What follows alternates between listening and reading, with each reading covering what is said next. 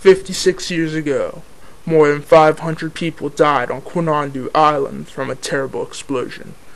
It was perhaps one of the worst accidents in recent memory, but new evidence is supporting the theory that it was no accident.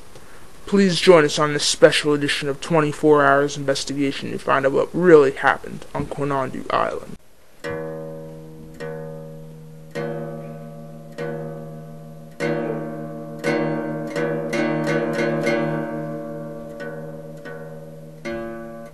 Kornandu Island once was a happy, peaceful seaside resort. It seemed life was perfect there. There were hardly any crimes, hardly any car accidents, hardly any bad things at all. But one day something terrible happened. On July 14th, 1951, over 500 lives were lost on Kornandu Island due to a terrible explosion wiping out the entire northern side of the island. Investigators immediately started searching for an answer. They didn't exactly have much to go by. All they had was the burnt remains of northern Kornandu and the eyewitness accounts. You were about 20 years old on July 14th, 1951, correct? 22, yes. Where were you at on the island at the time of the explosion? The middle of the island. What did you see? I just saw a huge puff of black smoke miles away from me. It must have been visible from every part of the island. Did you see any kind of missile? No. Where were you at the time of the explosion? I was deep underground on the northern part. I heard a loud boom, so I quickly went above ground, and then I saw that everything was destroyed. I then went back to my office about 6 stories underground, and I grabbed my camera to tape what I saw. What we're about to show you is the only known footage of what it was like on northern Kornandu Island right after the explosion. Unbelievable. For the next several decades, it was believed the explosion was simply an accident. Nobody could figure out why it happened.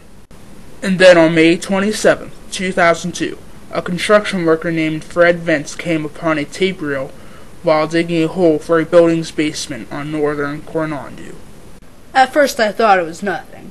I always find things while digging. But I thought it was kind of odd to find a tape reel. So I converted it within a couple days, and I watched it. I saw a bunch of people working on some kind of thing. This is going to be the best thing ever built. Don't forget why we're building this, though. Unfortunately, that's all there is to the reel. Vince gave it to local authorities, and soon afterwards, more reels were found within the area. So after watching all the reels, you believe that this explosion was no accident after all? I know that it wasn't an accident. Somebody was out to destroy Kornandu. Do you know why? The leader of the organization behind the explosion, Ben Howards, believed that Kornandu was to blame for his wife's death. She was killed in one of the few car accidents there was on Kornandu. Afterwards, he started to believe that all the residents of Kornandu had a false sense of safety, and they needed to be shown they were not safe. So he devised a plan to destroy the entire island. He convinced and tricked some people to help him. And of course, Ben was brilliant. He made a plan for a bomb powerful enough to destroy the entire island. Then his followers built it, and one taped most of the building process. On July 14, 1951, the bomb was activated.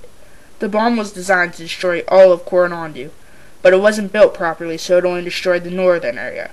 All of northern Kornandu, including Ben's organization, was destroyed. What we're about to show you is the final part of the last reel. Hello. This is a message to all of you watching this. I'm doing this to prove to you that you can never be safe.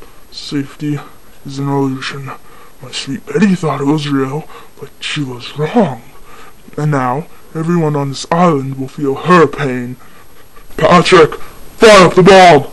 For 5 decades, it was not known why that terrible explosion happened. But because of Fred Vince, tape reels were found that finally put this perplexing mystery to rest. The explosion was not an accident. It was the creation of a man who had gone insane. We finally know what really happened. I'm Robert Ross, and thank you for watching this edition of 24 Hours Investigation. And tune in next week when we have another unsolved case to present.